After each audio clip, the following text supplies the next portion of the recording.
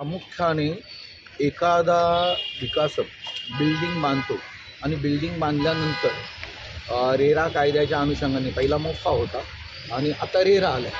आता हा रेरा आल्यानंतर सी रेरा म्हणजे सेंटर रेरा आणि एम एच रेरा म्हणजे आपला महाराष्ट्राचा रेरा आपण आणि तो मी स्वतः बनवला आहे, त्यामुळे मला त्याची माहिती आहे. अनेक सोसायट्यांमध्ये बिल्डरला त्यामध्ये रेरामध्ये लिहिलेलं आहे की 60% ऑक्युपन्सी आणि किंवा 3 महिने तुमचं जेवढे फ्लॅट दिलेले आहेत त्या अनुषंगाने तुम्हाला डीम कन्व्हिन्स करून दिले पाहिजे. परंतु अनेक बिल्डर त्या पद्धतीने करतच नाही. म्हणजे कल्पतरू कुठे गेले, ओबेर आहे नाही केलेले आणि छोटे छोटे होल्डर.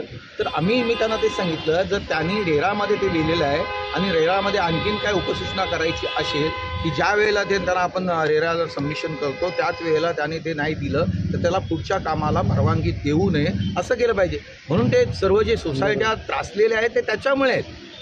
त्यामुळे त्या कायद्यामध्ये हा एक बदल करून दिला पाहिजे. आता जवळजवळ 35 ते 40पर्यंत सोसायट्या आलेल्या आहेत आणि ज्यांना आणखीन कळेल तशा ते येतील. एक बिल्डर असं म्हणजे पहिल्याने पैसे घेताना चांगला बोलतो आणि नंतर तो त्याचं रूप दाखवतो, वेगळं रूप, की तो काहीतरी मोठा हे आहे आणि लोकांना सतवतो, सोसायट्यांना सतवतो.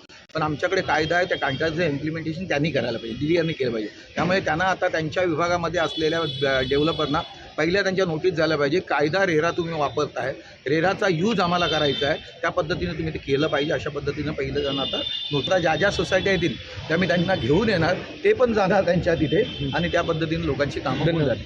धन्यवाद.